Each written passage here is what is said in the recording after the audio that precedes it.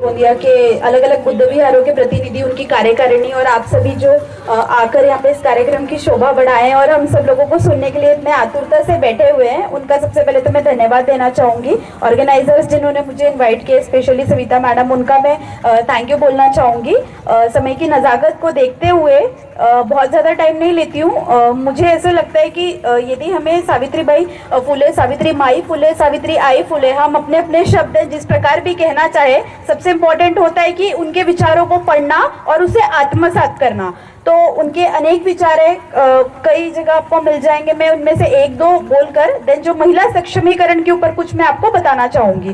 तो जिस प्रकार से आज हमने यहाँ पे सावित्री माई फुले जी फुले माता की जो जयंती पर हम यहाँ पे हैं, तो उनके जो विचार है, स्पेशली कुछ विचार मैं बोलूँगी, कुछ यदि मुझे ऐसा लगा डिफिकल्ट है, समझ नहीं पाएंगे तो ही एक्सप्लेन करूँगी, अदरवाइज बहुत ईजी है लेकिन बहुत ही इम्पॉर्टेंट है। और उन विचारों के बल पे ही मैं जो यहाँ बोल पा रही हूँ, मैडम बोल पा रहे हैं, आप सभी जो यहाँ पर बैठे हुए हैं, जितनी भी महिलाएं यहाँ पर बैठी हुई है, उन विचारों के बल पर ही हम यहाँ पर बैठे हुए हैं।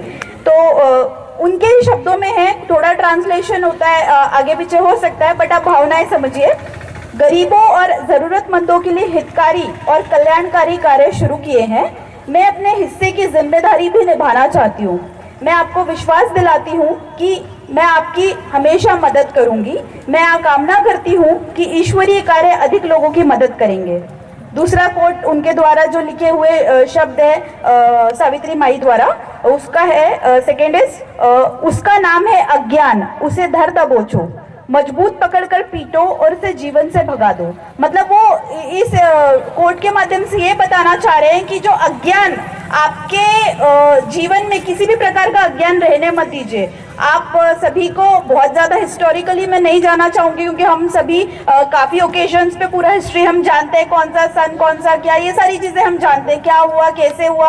वो अकेले थे, उन्होंने स्टार्ट किया, उन्होंने स्टार्ट तो कर दिया, लेकिन अब ये हमारी रिस्पॉन्सिबिलिटी है कि हम इसको अपनी फ्यूचर जनरेशन तक लेकर जाए। जो उन्होंने हमें पढ़ने का हक किया, जो पढ़ने की महिलाओं को जो ये संधि मिली है हमें, हमने उसका कितना सदुपयोग किया, या हम फ्यूचर में और क्या करना चाहते हैं, या हम हमारे बच्चों को, हमारी बच्चियों को उसका कितना लाभ दिलवा रहे हैं। उसी प्रकार सिर्फ विद्या अर्जित करके नहीं होगा, उस विद्या का हम कितना सदुपयोग कर पा रहे हैं, उसको खरे मायने में अपने प्रैक्टिकल लाइफ में कितना इंप्लीमेंट कर पा रहे हैं, वो समझना और ज्यादा आवश्यक है। तो आप लोग ज्यादा से ज्यादा इन विचारों का अध्ययन कीजिए, महापुरुषों का, और जो विचार होते हैं उन्हें बार बार सिर्फ पढ़ने से नहीं होगा, उन्हें पढ़ के उसका मनन करके तभी हम उसे खरे मायने में आत्मसात कर पाएंगे, है ना। तो वही एक सही अभिवादन कहलाया जाएगा।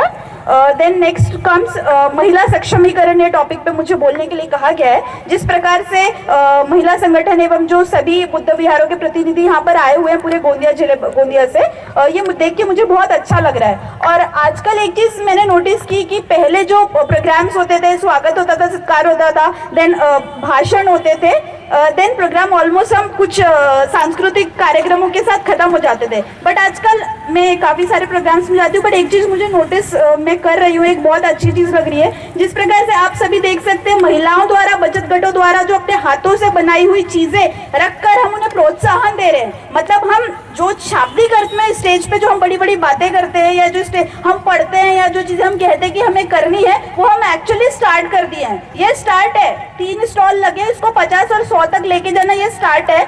महिला बचत गठों के माध्यम से हम उन्हें रोजगार उपलब्ध करा रहे हैं, उनका व्यवसाय को, उनके उद्योग को हम बढ़ावा दे रहे हैं। लेकिन इसके साथ ही कुछ लेडीज होती है जो पढ़ी लिखी होती है, तो अब उनका क्या काम समाज में, वो अपने विचारों से, या जो इन महिलाओं को जो पढ़ नहीं पाई है, या जो बहुत ज्यादा सर्विस फील्ड में आगे नहीं जा पाई हैं, उन्हें जानकारी देके, जो सीए होगा यदि वो मुद्रा लोन के बारे में बता दे, जो वकील होंगे वो महिलाओं के कायदों के बारे में बता दे, किस प्रकार से वो अपने उद्योगों के लिए या लाइफ में इन जनरल आगे बढ़ने के लिए वो सारी चीजें यूज कर सकती है। डोमेस्टिक वायलेंस एक्ट हो गया, इनकम टैक्स रिटर्न कैसे फाइल करना होता है। मतलब आपको लाइफ में आगे बढ़ने के लिए जब हम महिला सशक्तिकरण की बात करते हैं, तो दैट स्टार्ट्स विद महिला सक्षमीकरण। सक्षमीकरण और सशक्तिकरण में हमको फर्क समझना पड़ेगा।